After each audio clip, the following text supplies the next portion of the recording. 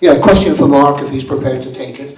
Mark, I'm grateful you referred to the need for jobs in the forest. It really does need to go on the agenda.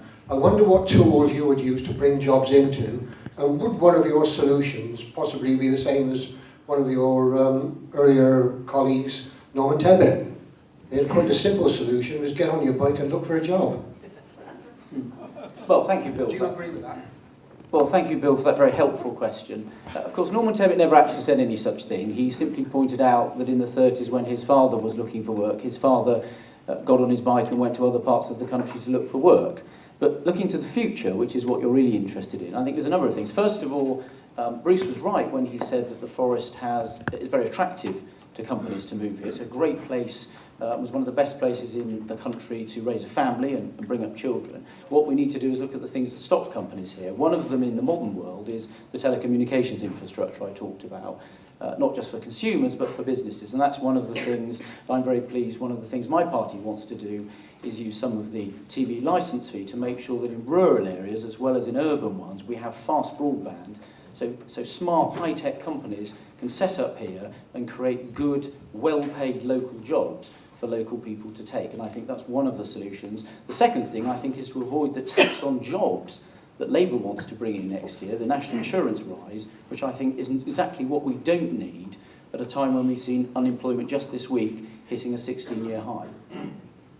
Thank you, Mark. I'd like the others to have an opportunity to answer that as well. This is, any question that comes forward is to be answered by each candidate. Chris, would you like to take that one? Certainly as we go knocking on doors, jobs in the Forest of Dean is one of the issues that we get questioned about most often. And it's no particular surprise when you pick up the newspaper, The Forester Today, and see about the jobs that are being lost in Mitcheldean. And it is right at the forefront of people's views. We need to do a number of things. We need to improve the transport links in the forest so that companies are encouraged to move here and can move more freely around the Forest of Dean. We need to, yes, improve telecommunications. We agree with the Conservatives and the Labour parties and no doubt everybody else when we say that broadband needs to be improved.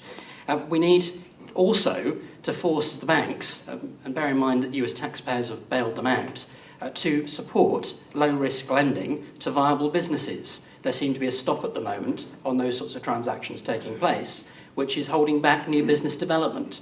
And you will have heard Vince Cable, certainly I suppose the expression is banging on about it. We must force banks to start lending money again to viable businesses. It is absolutely right to say that this is an ideal place to have a business. There is a ready and willing workforce available that has been well used for generations to be highly skilled in a variety of different industries. There's no reason why that shouldn't continue. Thank you very much, Chris. Bruce, would you like to answer that? Well, yes. I think that everybody would agree that over the last couple of decades we have been far too reliant in this country on the banking and service sector, and what we need to do is to get back into research, development and manufacturing.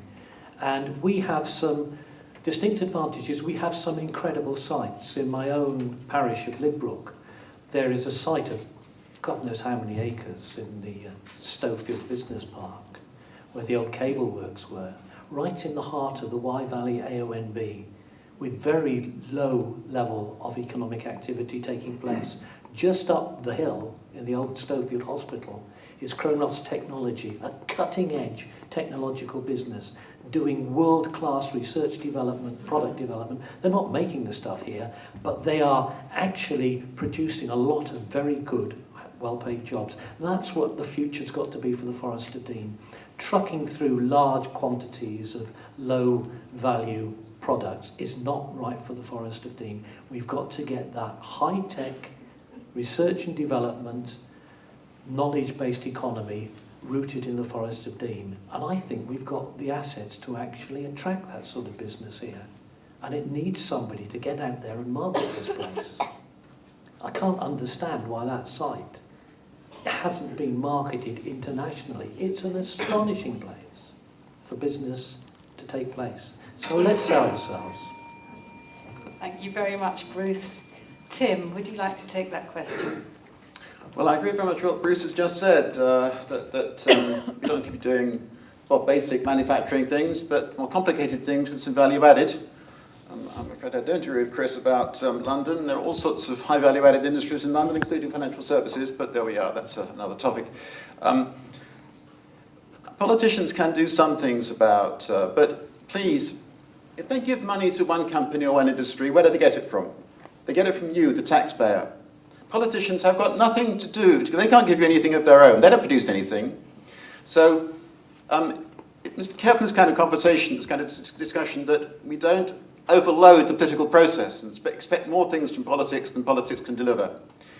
I think Forest Dean is a great place for things like small companies. There are a lot of very good small manufacturing companies actually in the Forest of Dean, things like software, all these sort of things. All I would say finally is that you can improve transport links, and I agree with that. But just be clear that at the moment there are good transport links between here and Gloucester and Cheltenham, and that's why a very high proportion of people living in the Forest of Dean actually work outside the constituency. Thank Not you. a bad thing, but you know.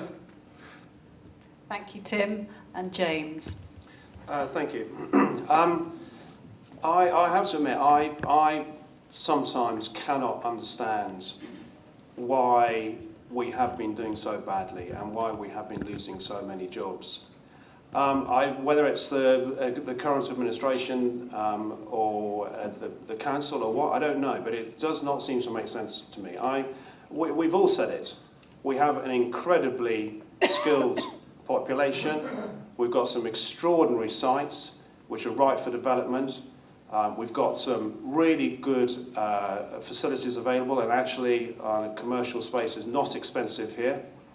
But why are so many people moving travelling out of the forest? People are going as far as Swindon, they're going down to South Wales, they've got to Birmingham, they're going all over. Foresters are having to travel out for work when they should have it here.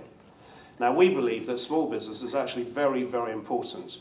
And we've got a range of measures up our sleeves to encourage small businesses. Small, I agree, high-tech business, but also producing components. We're very keen on seeing a lot of jobs created through the greening of the economy, through the creation of new environmentally friendly products, insulation of houses, that kind of thing.